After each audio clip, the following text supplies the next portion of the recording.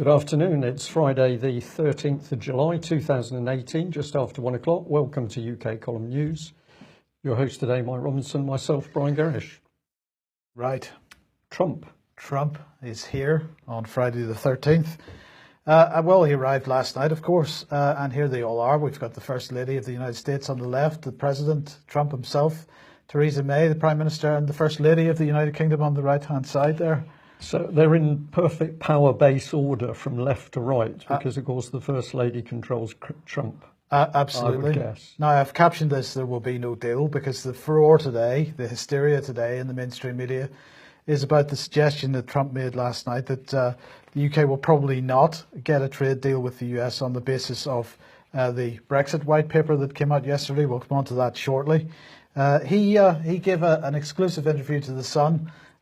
Maybe if we can criticise Trump, it's that he's a bit too close to Fox and Murdoch press, perhaps. So he's given his exclusive interview to the Sun, and he said that the Prime Minister would probably, this new Brexit deal would kill the deal with the United States, because it would mean the US would be dealing with the European Union instead of with the UK. So he's made an observation about the white paper and the deal that's on the table.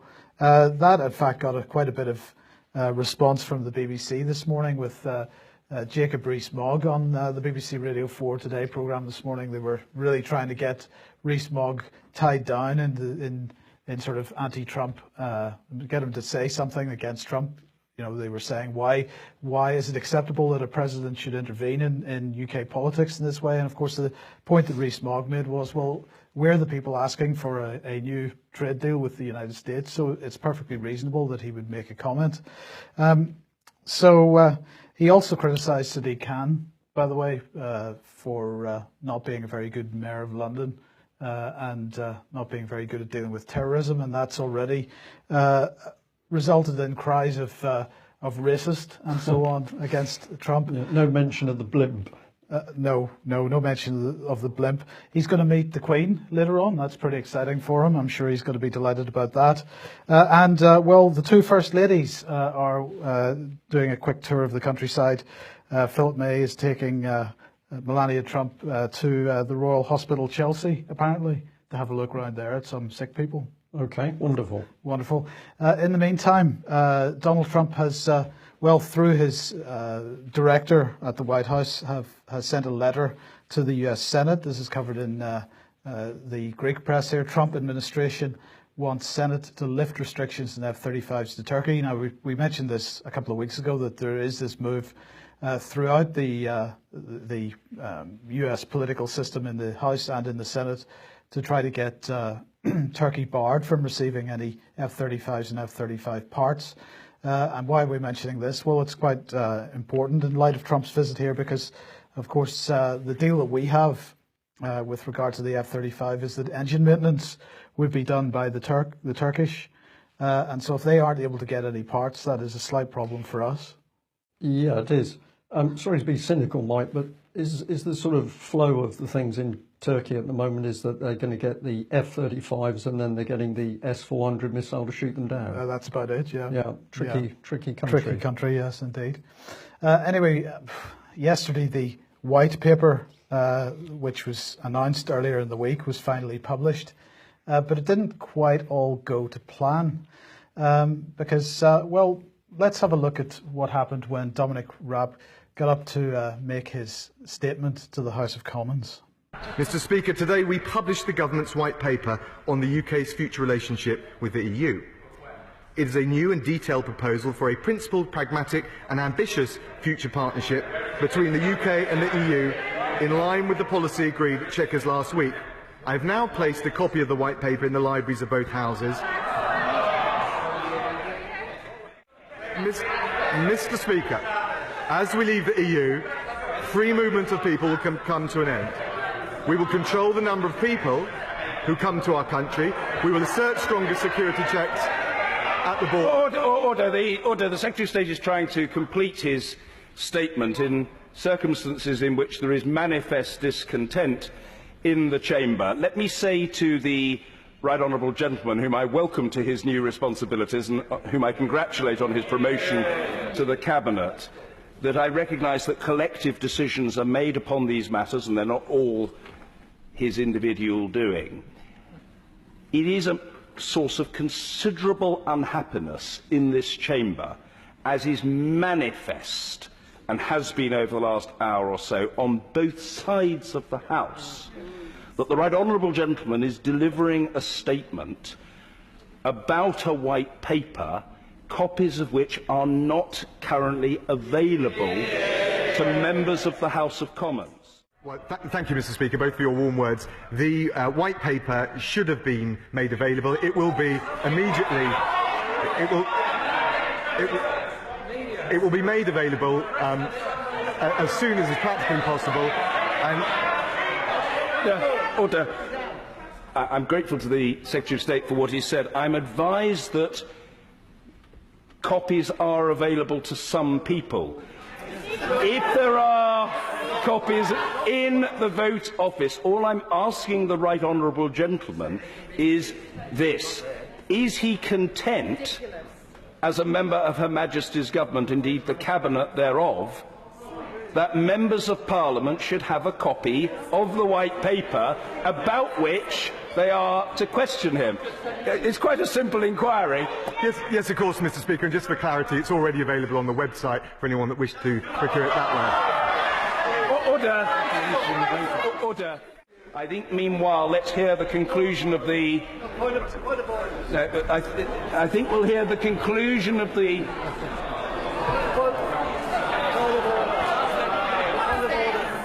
Well, I very... Order. Can I say to the Secretary of State... I think... Order. I say to the Secretary of State that it would be very unseemly, discourteous to him and to the members of the House, for his statement to be delivered while copies are being distributed. I will therefore suspend the sitting of the House for 5 minutes. So they got 5 minutes. As you saw there towards the end, Tories appearing with big boxes of the white paper and literally throwing them around at members of the Labour Party. And then they get 5 minutes to have a look at that. 5 minutes, and I don't think it was mentioned in the clip, but it is in the longer video clip of proceedings that the press had been... well, we're coming on to that. We're coming right on now. to that. We're coming on to that right now, because this is a good point. Keir Starmer obviously got the opportunity to respond once the statement was eventually finished, after they'd had their 5-minute recess and the statement was finally finished. This is what he had to say. Thank you, Mr. Speaker. Can I welcome the new Secretary of State to his place? I'm sure he doesn't need me to tell him the size of the task he faces, not just negotiating with the Conservative Party, but eventually with the EU as well. So whatever our differences, and there are many, I genuinely wish him well. Can I gently say this? He's not got off to a very good start. The utter shambles of the last 20 minutes that led to the suspension of the House during a statement is clear evidence, Mr. Speaker, of why the government is in such a mess. From their sedentary positions, the front bench comment. Normally I would say thanks in advance for the white paper. But on this occasion, my first question for the Secretary of State is why the government thought it appropriate to share the white paper in full with journalists at 9 a.m. this morning. I think they were given 15 minutes to read it before questions could be asked, unlike the 5 that we adjourned for, and give them hard copies, and only to provide the opposition with a copy 3 hours later. As he will know, my office has been onto his office all morning asking for this white paper. It was delivered at 11:55 a.m. and we saw the shambles that followed. So why was it, in this occasion, on this issue, appropriate to give it to the press at 9 a.m. and to the opposition 3 hours later? I absolutely take issue with the suggestion that it is a shambles. This was not a shambles. This was deliberate, in my opinion. They have had weeks, if not months, to prepare for the production of this white paper. They've been talking about it since last Friday, and they were unable to get copies of it to the opposition in time for questions. Now, I'm not going to apologise for spending so much time showing what happened in the House of Commons yesterday, because this is a really key point. If we are now at the point, Brian, where white papers on the future of the country are being published by the government, where there's a set time in Parliament for debate of that white paper and for questions to be asked, and that process is being subverted by the sitting government, that is a major constitutional issue. Mike, this is so important. This is orchestrated deceit by the government. This is not a shambles, as you say. What they've done is attempted to deliberately deceive the opposition and to deceive the public, of course, about what they're doing. Get it out in the media so that the BBC, which is obviously the government's broadcasting arm, can get their policy out. But you don't want it to broadcast any of the dissent that UK Column is showing going on in Parliament. So this is not a shambles. This is orchestrated deceit. And I think what it also shows, Mike, is that we now have what is effectively a criminal cabal running the country, because these matters are not being discussed in the House at all. We know that the Cabinet Office is a law unto itself, and we now know that inside the Cabinet Office we have the so-called Pearl Office, which is where all the deals are made with the bankers, and that's where the true seat of power for these policies is coming through. So I think that video is now showing us that the pretense of democracy in UK is over. This is a criminal cabal operating. They don't respect the law in this country. They don't respect the constitution. And now we can see clearly they can't even adhere to the rules in Parliament. Okay, so, well, here is the document, the future relationship between the United Kingdom and the European Union. Well, what is this talking about? The government proposes an innovative and unprecedented economic partnership maintaining frictionless trade through a new UK-EU free trade area underpinned by a common rule book. This is what Dominic Raab said. So we're going to have this free trade area. Is that called a single market? Could be. That is really the core of the UK's proposal, he said. Well, as I say, a common rule book. Britain has said that it's going to sign up to a common rule book, but only apparently where it facilitates this special free trade area. So, well, that looks like a veneer on something which looks pretty similar to what we had before. But anyway, we go on. He said this will support business and meet our shared commitments to Northern Ireland and Ireland, avoiding recourse to the so-called backstop arrangement. So they were very keen to promote the idea that the Northern Irish border situation was absolutely sorted out.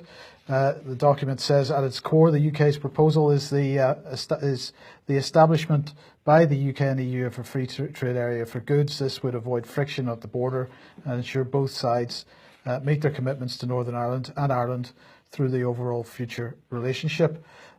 So then let's have just a brief look at defence to sort of give an idea of where this actually is taking us.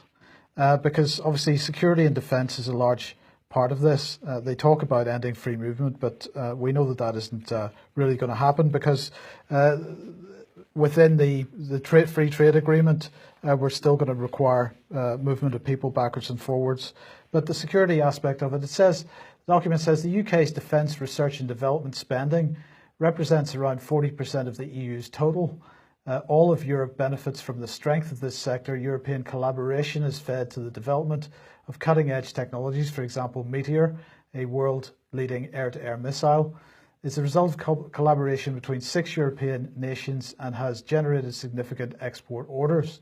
The future security partnership should support a collaborative and inclusive approach to European capability development and planning, including exchange and growth of expertise through regular technical knowledge sharing, support by UK liaison presence, collaboration on specific projects, programmes and initiatives, including through the European Defence Agency, permanent structured cooperation through a cooperative accord on defence research and development and the European Defence Fund, and C, provisions to ensure a competitive European defence technological and industrial base. So what we see here, Brian, is just taking one example of defence. This is, I'm focusing on this because this is an area that we've been focusing on for the last 2 years, where we've said that Britain is tied into the EU because we're tied into European defence.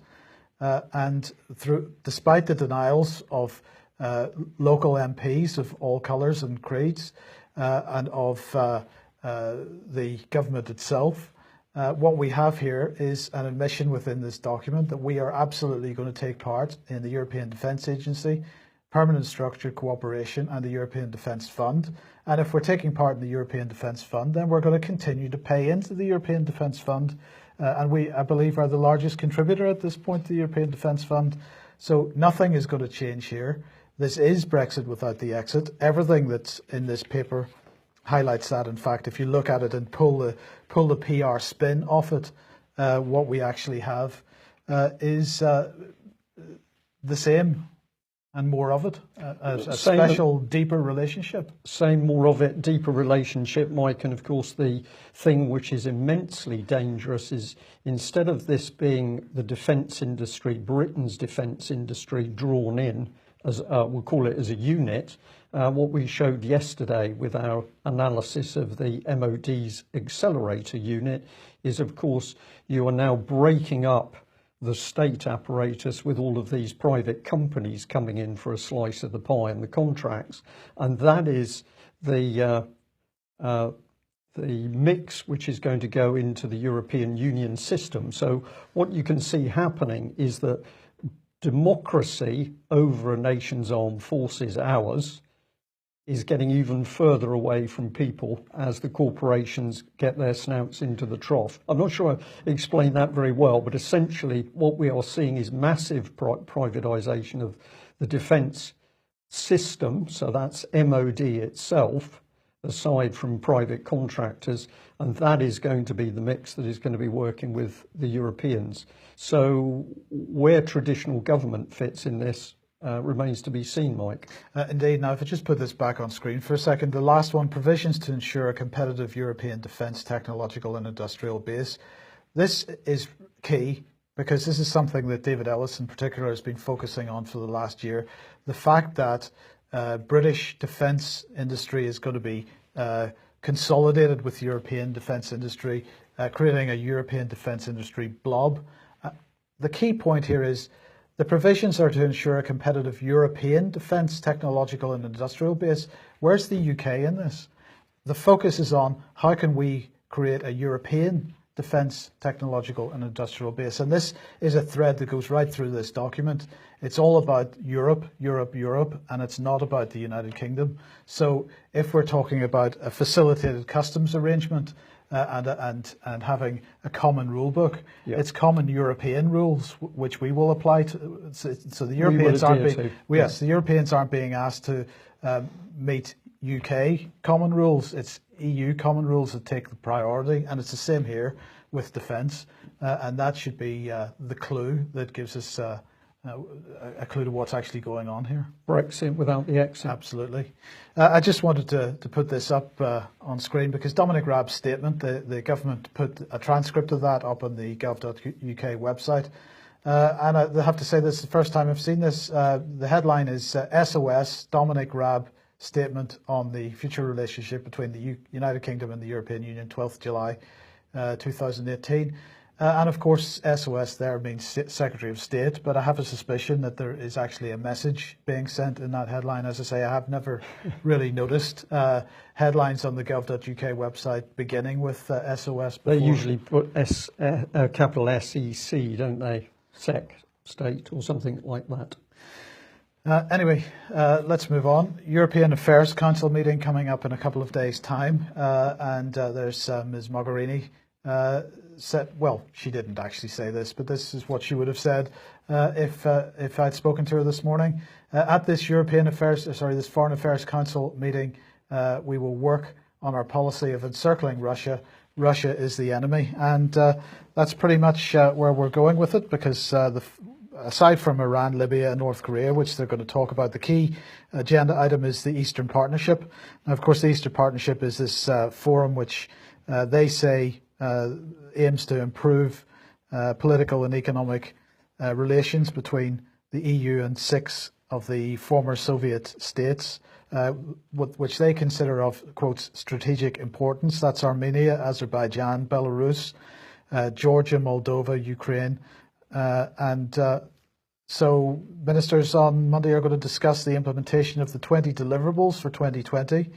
This framework, they say, aims to achieve stronger economy, governance, connectivity and society in the 6 Eastern partners, which, as I say, are Armenia, Azerbaijan, Belarus, Georgia, the Republic of Moldova and Ukraine. Now, whenever the EU talks about stronger economies, governance, stronger connectivity and stronger society, they usually mean with a view to eventually being subsumed by the European Union.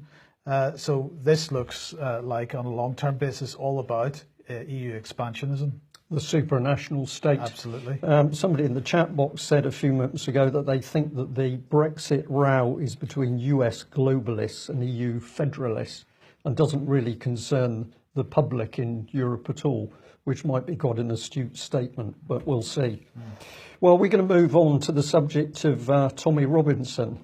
And I have to say that over the last couple of weeks, this is clearly a subject which has aroused much passion in many people. And we've also experienced some pretty hard, is one description, but unpleasant emails coming through to the UK column because apparently we're not reporting what certain people think we should report. Well, we're going to stick to our guns and report facts. We're going to report what we believe is the truth from those facts. And we're going to take a look today at an article which a number of people flagged up and sent to us and said this needs looking into. So let's start off. This is the Middle East Forum. And if you visit that website, you'll see very clearly it says that the Middle East Forum organises 25,000 strong protest in support of Tommy Robinson, and it plans additional rallies. So no messing around here. We've got a very powerful organisation now stepping up and saying it is going to support Tommy Robinson. But what sort of organisation are we dealing with? Well, this is the statement itself, which I'll do my best to read out as quickly as I can.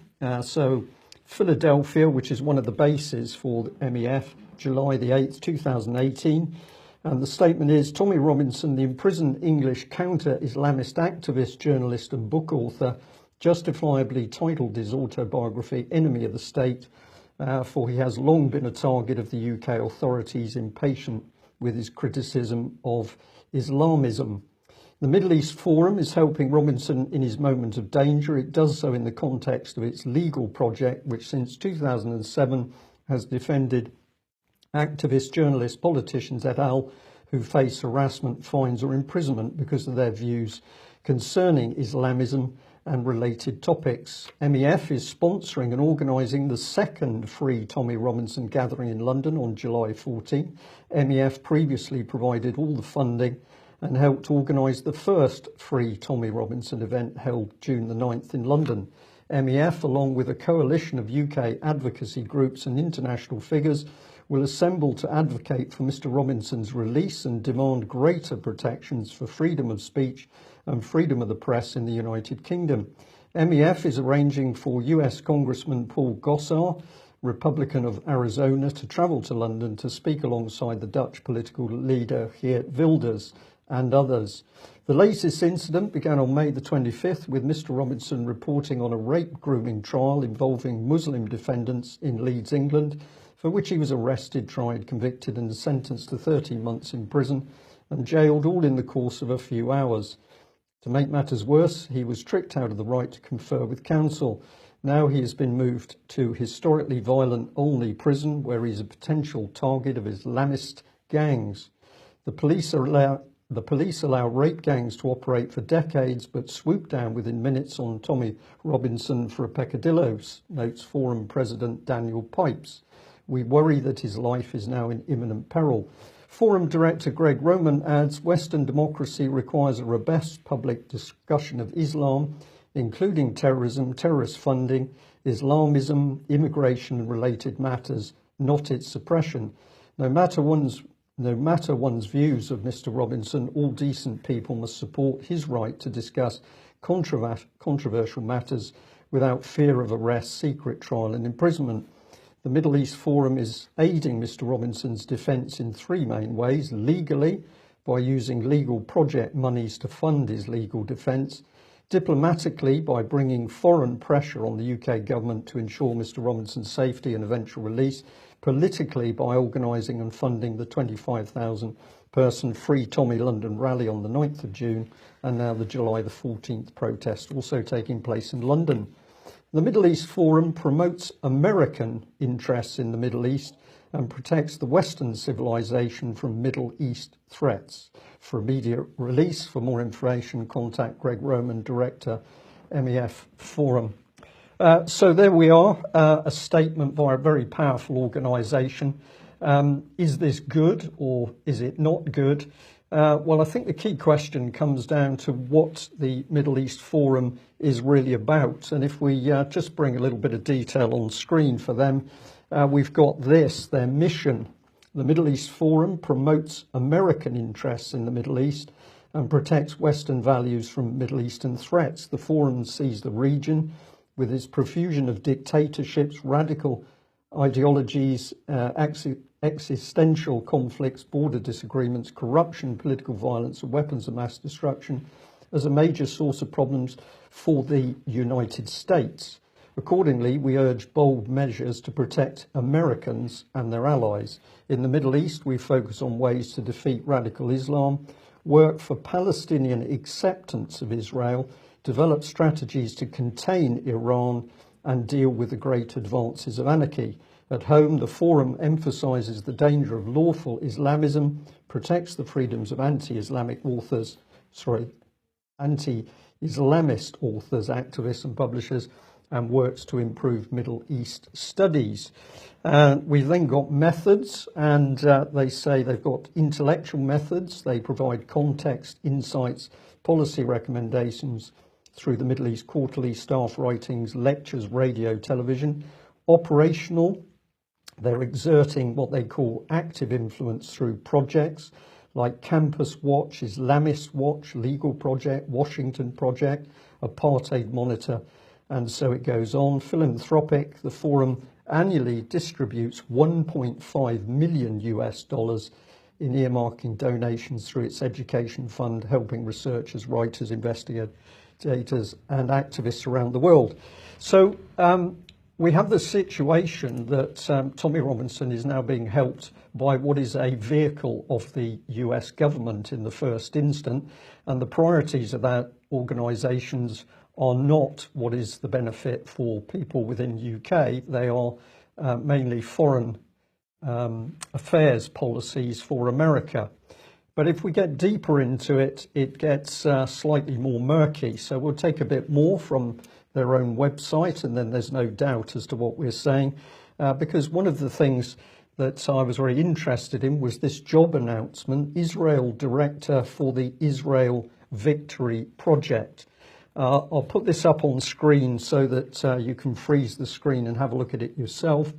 But in simple terms, this organisation believes that time has run out for negotiations with the Palestinians in particular, and the only way to move on is for the Palestinians and others to be completely beaten by Israel to such an extent that they know they have been completely beaten, and they're going to then lie down and do presumably as the Israeli state wishes. I found this very, very dark material, Mike, and to think that this organisation is the organisation which is actually putting the rallies in place in London for Tommy Robinson without declaring itself publicly, I think there's something deeply sinister in this, and I'm personally surprised that Tommy Robinson's campaign would want to get involved with people such as these. But really it comes down to people getting confused and angry as to what's been going on in UK. So let's have a little recap at the sort of material that's been going on over several years. We've got this coalition at war over migrants, migrant numbers at crisis point. Migrants take new jobs in Britain. Immigration is out of control. All this highly emotive stuff, perhaps rightly so, but what is this actually doing? Well, it's raising the climate in the community in Britain for trouble. I'll just add this one because alongside the headlines in the newspapers you can see there, we've got other organisations which are also promoting immigration. I've chosen America itself, and these are organisations which are saying, well, America has actually got to accept more migration because it's good for America. Well, let's go on a bit. We've got this one here, which is another Telegraph article. Britain's population is to rise by 4.4 million in the next decade. We can go on here. Independent, UK population to rise by 10 million in the next 25 years, with net migration accounting for 50%. All of these historical reports, of course, and the BBC, UK population to top 70 million in 12 years. Now, a key point, which we'll come on to a little bit later, is, of course, all of these people have been invited into the country. To my knowledge, we haven't been invaded since 1066, I think it was. So everybody that's in UK at the moment has either been invited and come in legally, or they've been able to come through immigration controls and get into the country because of incompetence in the border controls of the UK. So an important point, these are people invited in. Who invited them in? The British government invited them in. We can go on because as numbers have increased in the country, so we've seen the press and media spin change to link migrants to potential terrorists. And this has also been done, of course, by singling out Islam. In the beginning, when we had migrants, nobody was interested in what religion they were. But now it's become convenient for the government that Muslim Islam equals terrorism, except when they're picked up by The Guardian, when apparently they can do a U-turn on this very important security subject. And then, of course, we've got the really cynical stuff. So having created a migrant crisis, what do the Western governments do, UK and the US in particular? They attempt to brand Russia as weaponizing migration. Well, I'm going to say to our audience today, with the best effort we can make in the time we have available here at the UK column, let's just have a look at how, in fact, the UK government has weaponized immigration. So we start off by the fact it has been encouraged. Initially, it was immigration from Commonwealth, but more recently, of course, from the EU. And we've been told that we have to have the immigration because otherwise we don't have a workforce or the skills. And at the early stages of immigration, there's been no mention, as I say, of religion. So that then takes us on to the fact that having done this, we've introduced race hate laws to suppress reasonable debate and free speech. And the Public Order Act 1986 is one of those. Local authorities have been used to drive a hidden pro-immigration agenda, particularly the inner London authorities under Tony Blair's Labour Party. And we know that because in the very early days, we got information out of those local authorities where people were warning us this was going on. What the government then did is a dispersal policy so that the number of migrants appeared less obvious to the general public. This is carefully orchestrated. There's no way this is coincidence. Then we've got chaos on the borders and border control, which assists the pro-immigration policy, and it deceives the public, but it also allows in criminal gangs who ultimately are to start to exert their wares in cities across UK. Where do we go? Well, we carry on. We lie and deceive the public as to the numbers, and we introduce newspeak to confuse people. So if you look at the language around immigration, and I'll come on to some of that, you can see this powerful propaganda exercise. We encourage refugee and asylum status immigration. We encourage diversity training. We encourage positive discrimination. Well, of course, we don't. This has been carried out by successive governments, and it has been policy across the Labour and the Liberal Conservative government. And follow it through, we've got introducing a Racial and Religious Hatred Act 2006, which further suppressed debate and free speech. And we then get this twist where suddenly we are interested in the religion of people, and Muslim Islam equates to a terrorist label. Follow that through, prosecute and promote Asian child abuse cases, ignore and suppress evidence of widespread child abuse across other racial groups.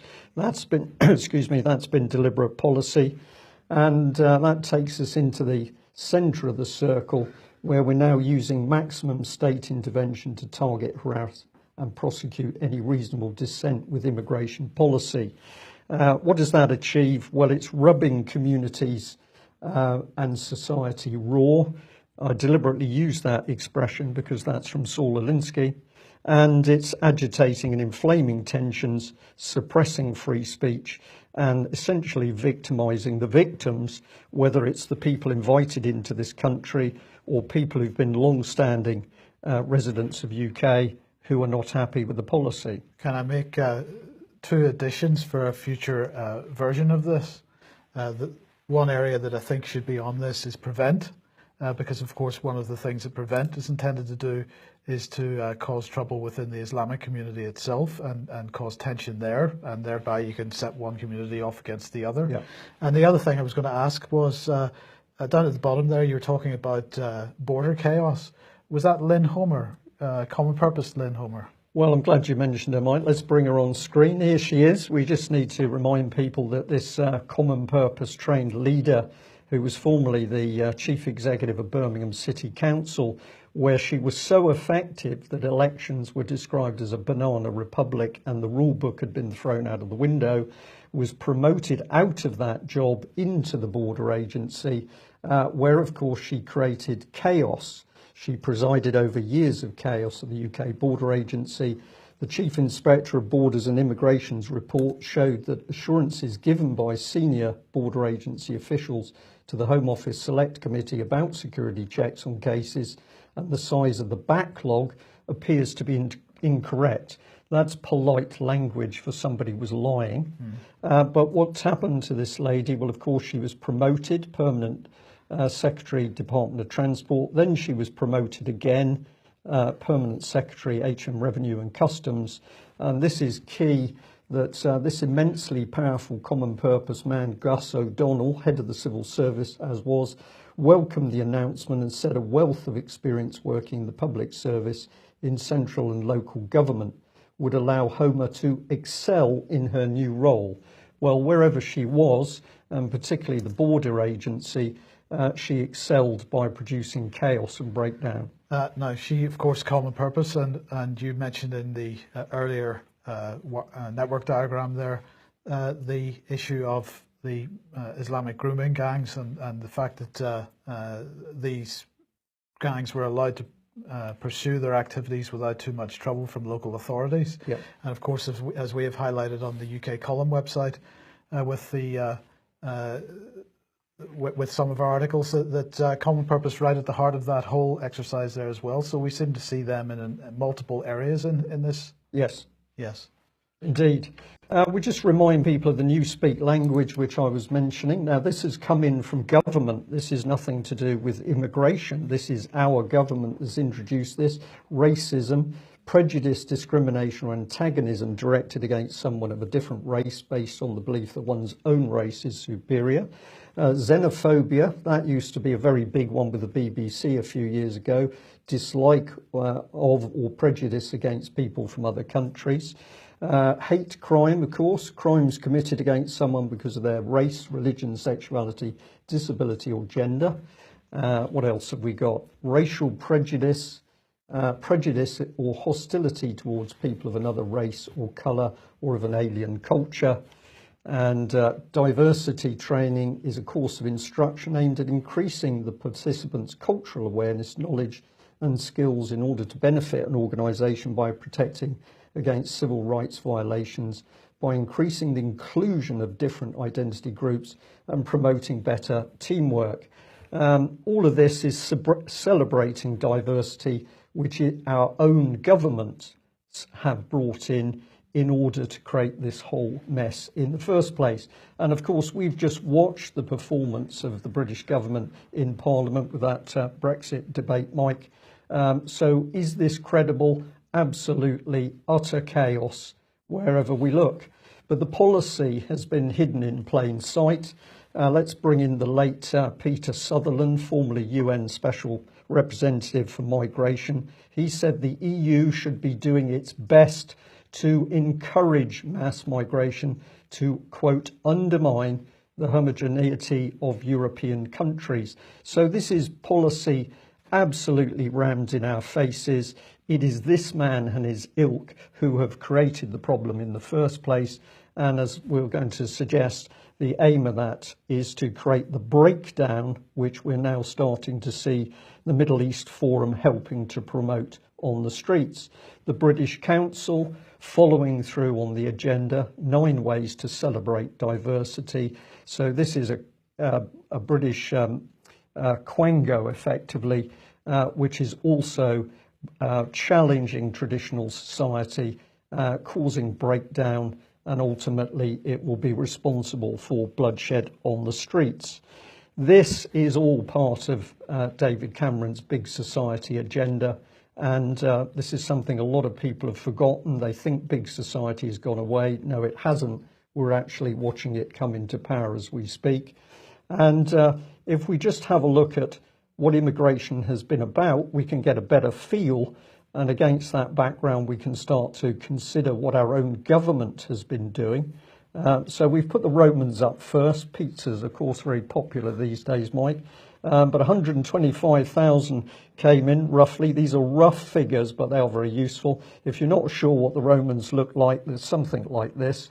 They came by force and they stayed, unlike the majority of the immigrants today. We've got Anglo-Saxons, Vikings, difficult to assess, but 4 to 8% of the population.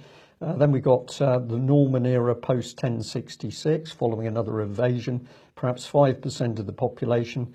The Middle Ages, we've got migrants from Jewish communities coming in, European in general, pre-EU, Huguenots, Germans, Polish, Asian and African, obviously much more recently in small numbers. Commonwealth migration is when we start to see a major change. Yeah. And it was the British Nationality Act 1948 which allowed subjects of the British Empire to come to Britain. And the figure quoted here from Migration Watch was between 50 and 80,000 a year. Daily Mail, I'm sorry, I should have a date for this graphic. I haven't. It's, I think, about 3 years ago. They're talking about the rise between 1951 and 2011, and they're claiming a jump of originally 1.9 million up to 7.5 million. We've got data here from Office for National Statistics. Yeah, thank you, Mike. Where we can see the rapid increase in migration. These people not storming the beaches, not fighting their way into the country, invited in by the British government. And where do we see massive change? Well, this brings us back to Tony Blair and what was happening in those inner London boroughs. So I put to our audience today that to start to understand what's going on in the country, we have to take apart this very dark, devious policy, particularly by Blair's Labour, which was creating the situation we now find ourselves in. So let's remember some of the people involved. A while ago, UK Column put out this headline: "Domestic Terrorists, the Cabal Destroying Britain." We stand by that headline. After all, it was this or that group of people in government who were boasting that they were going to introduce a period of creative chaos in Britain. We now see that unfolding around us. We've got Peter Sutherland there boasting the EU was going to push migration. Blair opened the doors and brought in the draconian policy. And of course, we've now got Theresa May absolutely unable to tell the truth on this subject. So if we just come back to where we started, it's quite remarkable that we have got this agency of the US government, which is absolutely following not US government policy, but Israeli Zionist policy, which is now saying we are the people paying for the protests in Britain. And I think there's a lot of questions to be asked about how these things were set up. If people want to know more about that Middle East Forum, this is one of the sites that's got a great deal of information. So documents are listed. It's called powerbase.info. And if you go on that, you can search through their information based on official documents showing a great deal about what this organization is up to and who is behind it. We'll leave it there. No doubt that report is going to produce an interesting mailbox for us. But to the UK column, it seems that there's some extremely dirty and dangerous agitation being conducted in the UK by agencies whose best interests are nothing to do with what men and women and families in this country need. We'll stay on this for the weeks to come. Thanks very much for joining us. We hope you are enjoying UK Column News. If you're not already a subscriber, please consider taking out a subscription, because we can only do what we do with your financial help. Thanks very much. Bye-bye. Bye-bye.